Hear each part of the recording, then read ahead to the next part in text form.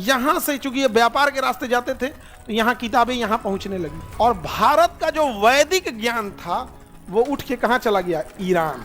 और ईरान में इतना रिसर्च हुआ कि भारतीय ज्ञान का रिसर्च भारत में ना होके कहाँ हो गया, ईरान। जब हम यहाँ पे अंग्रेज आए थे ना, 1835 की बात है, 1835 हमारा लिटरेसी रेशियो 65% था, 65% हमारी लिटरेसी थी 1835। उस समय ब्रिटेन का लिटरेसी रेशियो जानते हो कितना था? उस समय ब्रिटेन का लिटरेसी रेशियो 27%। वैदिक एजुकेशन कहाँ से ले गया, भारत से। और यहां से उठा के कौन ले गए, सब यूरोप वाले। तो अक्सर हम लोग कहते हैं ना कि यूरोप वाले हमारे एजुकेशन पे रिसर्च किए, तो यूरोप वाले मजाक उड़ाते हैं, कहते हैं तुम जिंदगी भर बोलते रह जाओगे, कोई मानेगा ही नहीं, क्योंकि बीच का लिंक टूटा है, बीच का लिंक टूटा है। तो लिंक देख लो, भारत से कहां गया, ईरान, और ईरान से कहां गया,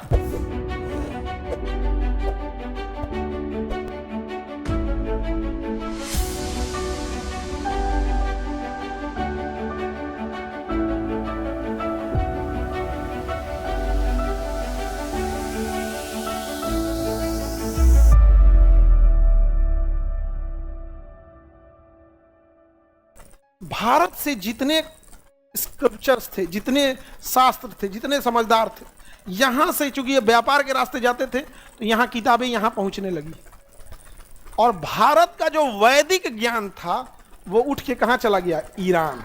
कहाँ चला गया, ईरान।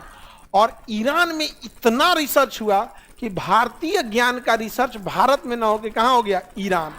और ईरान में जब ये हुआ तो यहां से इतना डेवलपमेंट किया सर, आज 99% रेशियो है एजुकेशन लिटरेसी रेशियो। जब हम यहाँ पे अंग्रेज आए थे ना, 1835 की बात है, 1835 हमारा लिटरेसी रेशियो 65% था, 65% हमारी लिटरेसी रेशियो।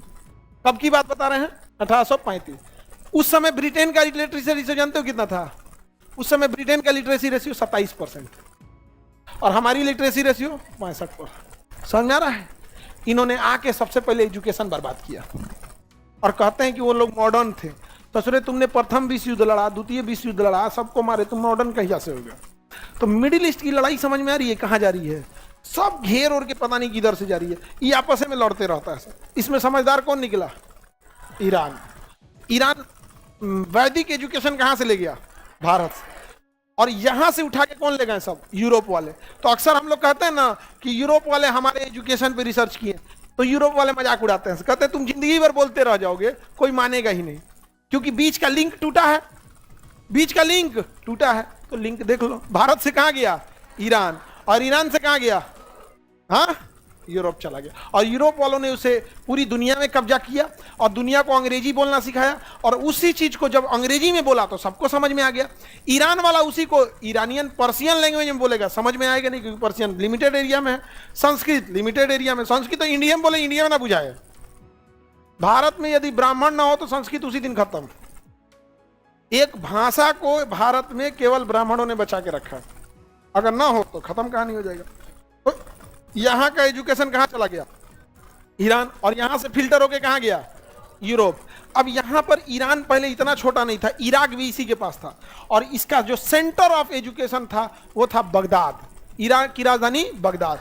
और उस समय किसके अधीन आता था, ईरान के अधीन।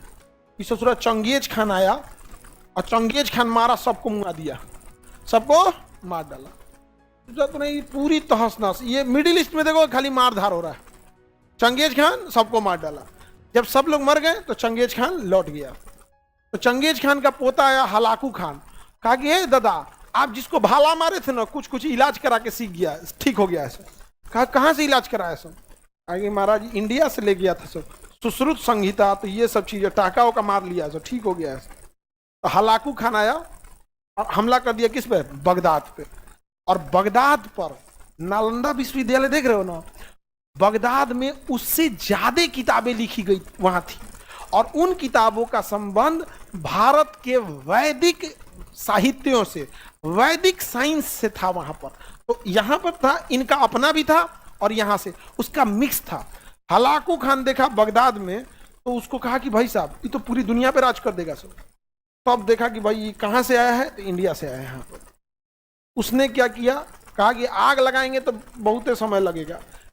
वहां पे दजला और फरात नदियां बहती हैं, सारा किताब उठा के किसमें डाल दिया? नदी में। और उस समय कलम से नहीं, स्याही से लिखा जाता था। उस पर पानी पड़ा तो पूरा स्याही मिट जाएगा। इतिहासकारों ने लिखा है, जैसे नालंदा विश्वविद्यालय को जलाने में कैसे लिखा है कि कई दिनों तो आग जलते रही, वैसे ही लिखा है कि जब बगदाद पे जब ये गया था तो बगदाद पे जो दजला और फरात नदियां हैं वो स्याही के रंग से काला हो गई थी, स्याही के रंग से काला। हमने अपना साहित्य पढ़ना छोड़ दिया और हमारा जो लेके गए थे सब उसको इस ससुरा चंगेज खान का पोतवा जला दिया पूरा, अब उसमें स्याही में घोर दिया। अब ये साहित्य गया कहाँ? यूरोप में। अभी यूरोप वाला था, हम तो लॉ ऑफ ग्रेविटी खोजे हैं और हम न्यूटन थर्ड लॉ खोजे हैं, हमारे यहाँ पहले से था। हमने अपना पढ़ाई छोड़ दिया। ईरान वाला ले गया, हलाकू खान मार दिया, बच गया किसका? विक्टोरिया। उसके साथ एक चीज अच्छा ये हुआ कि पूरे दुनिया में कब्जा किया था, स्कूल उसका था, ले आके थोप दिया, हाई न्यूटन हाई आइंस्टीन पढ़िए, हो गया। समझ में आ गया? तो हम लोग जो कहते हैं कि हमारा एजुकेशन, वैदिक एजुकेशन डायरेक्ट यूरोप गया था, और वो चाहते हैं कि आप जीवन भर यही बोलिए कि हमारा डायरेक्ट यूरोप गया था, क्योंकि लिंक नहीं रहेगा तो सच्चाई लगेगी नहीं, लगेगा कि भैया आप इमोशन होके बोल रहे हैं। लिंकेज यहां से था, यहाँ पे। समझ में आ गया कि नहीं आ गया? और जब ये गए थे मोदी जी ईरान में, तो ईरान के प्रधानमंत्री से मिले, लेकिन सारे लोग उनके प्रधानमंत्री के ऊपर भी एक होते हैं सुप्रीम लीडर खामेनी से, उनसे सब लोग नहीं मिलता है। जो ईरान जिनको ज्यादा फेवर करता है जिस देश से, वो वही उनसे मिल सकते हैं। तो इंडिया ईरान की दोस्ती बहुत अच्छी है। इतना युद्ध के बीच में भी हम लोग का तेल शायद अभी जाने दे रहा है, अभी तो किल्लत है भी, लेकिन वो मर रहा है तो वो इंसानियत तो निभाने वाला नहीं है, किसी के राष्ट्रपति प्रधानमंत्री को उड़ा दे तो कोई। और भारत ने भी कभी ईरान के खिलाफ कुछ नहीं किया। तो बोले थे खामेनी साहब मोदी जी को बैठा के, हमारी जो पर्शियन सभ्यता थी तो आपके देश में उस समय वैदिक सभ्यता चल रही थी, तो वहां से बहुत सारा नॉलेज हमारे पर्शियन सभ्यता में आया था। तब जाके इनको बुझाया। खैर मोदी जी पॉलिटिकल साइंस, उनका राजनीति आदमी, इतिहास के टीचर थोड़े हैं, उनका अपना है। मतलब समझ में आ गया? तो मिडिल ईस्ट आज इससे लड़ाई है कि शुरू से